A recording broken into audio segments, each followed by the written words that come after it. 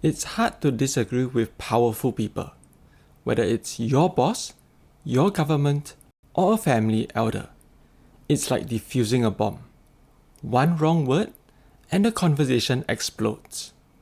That's like asking me whether I've stopped beating my wife. I'd never beat my wife. It's even harder to disagree and earn their respect. But Low Thia Khiang, longtime opposition leader in Singapore, did just that. Low Thia Khiang and I, over many years, had exchanges in Parliament, which were always respectful.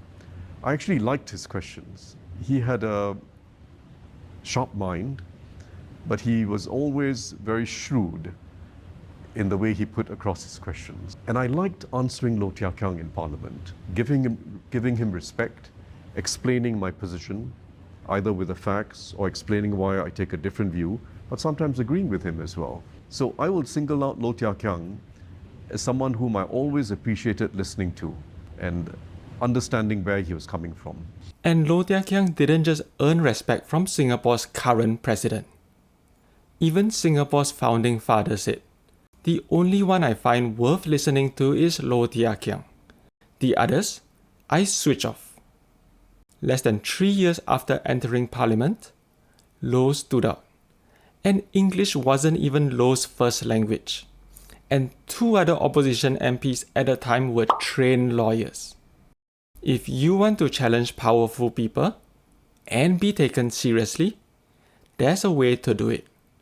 By the end of this video, you know how to ask smarter questions, disagree without being disagreeable, and think beyond us versus them. These aren't just political skills. These are life skills. And they all start with what Low got right. Let's begin with one of his most famous challenges. I wonder whether the Prime Minister is not worrying that the PAP as a ruling party will be seen as double standard.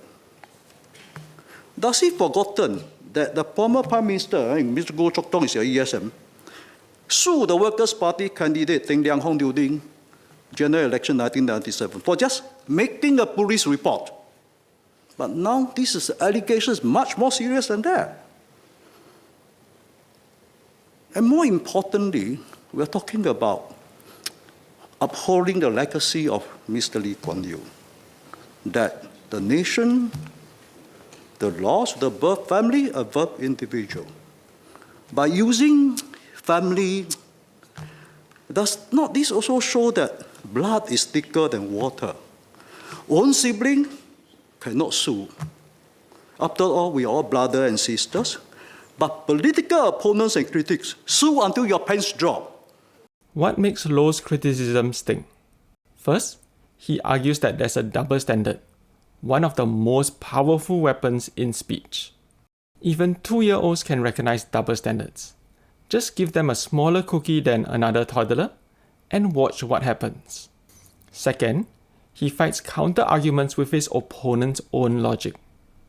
The Prime Minister at the time didn't sue his siblings for defamation, saying he wanted to uphold the legacy of his father. But Low points out that Mr. Lee Kuan Yew's legacy puts the nation above the individual. Finally, he ends with a stinging yet humorous phrase. In Singapore, politicians have a long history of suing critics for defamation. So when Low used a cheeky phrase, "Sue until your pants drop," it really hit home. It's very tricky to refute such criticism. ESM Goh's reply ended up reinforcing Low's point. The response by Low Thia Khiang is not unexpected. I expected that. This is what we call political sophistry. And as for Teng Liang Hong, he's not my brother. Why does ESM Goh consider Low a friend that is honorable and honest? Because Low challenged actions, not personalities. He hammered hard at the logic, but didn't say a single word about Goh's motives. And that's a smart move on 2 counts, because logic can be debated, but motives can only be guessed. And when you challenge logic, you start a conversation. But when you question motives, you start a war. What if issues are less clear-cut? Without a TFR recovery plan with clear targets, our birth rate are not going to go up. So when 2030 arrives, what solution are we going to turn to? Immigration again? The trouble with the government is not a lax 2020 foresight in infrastructure development, but it fails to recognize that the problem is its immigration policy in the first place. Whether or not you agree with Low, you can't deny he's razor sharp. In 4 sentences, he does 4 things. He spots a missing gear in the engine.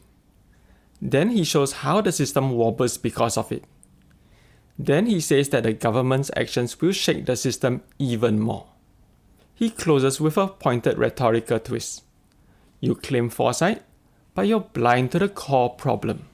Low didn't need to dominate the room, just illuminate its flaws. It's a powerful way to reveal internal contradictions, a hallmark of constructive, high-level opposition. When Minister Lim Swee Say subsequently replied to several speeches, he only indirectly addressed Low's points. While others saw winners and losers, Low saw systems and asked how they could work better. And what if you only have a suspicion that powerful people aren't doing the best things? I have a second clarification for DPM. He said that if CPF money are managed and invest as an independent pool, it would not be able to enjoy the same investment return as GIC. I would like to know why is it so? And I understand we currently have a 300 billion CPF balance. Is the pool not big enough to be able to secure the same return and maybe better return? Low raises a calm, technical, seemingly innocent question, but it goes straight to the heart of trust in the CPF system. Are Singaporeans getting the best returns from their CPF savings? When questions are this sharp, they demand serious answers. Tharman responds, clearly and earnestly, showing he took the question seriously and felt the need to explain fully. Here's the gist of his reply. That's a very important question. Why not just get GIC to manage the CPF money? If the GIC had to manage the CPF money and ensure that we are able to meet our full obligations on the CPF, that the capital is guaranteed, that the interest rates are guaranteed, and when market interest rates go down, we do not take the CPF interest rate down, but we keep it at the floor, a high floor, 3.5% on the ordinary account and 5% on SMRA. If those were the obligations that were required, first, there's no private sector fund manager that will take on that task because it is very difficult to meet. In short, GIC returns are higher because there is more risk. It's a very reasonable explanation, but it also shows something deeper.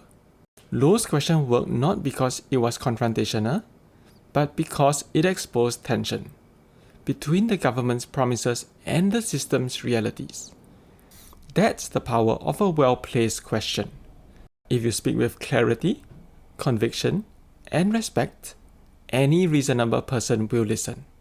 And that's what made Low Thia Khiang different. He wasn't just criticizing. He was thinking, strategically, ethically, and shrewdly. In a world full of noise, he proved that calm thinking cuts deep. So whether you're speaking in a boardroom, a classroom, or across a dinner table, ask smart questions, show quiet strength, and think like a chess player, not a street brawler. If you want to see the flip side, how powerful leaders respond with grace, check out this companion video. Thanks for watching. Hope to see you next time.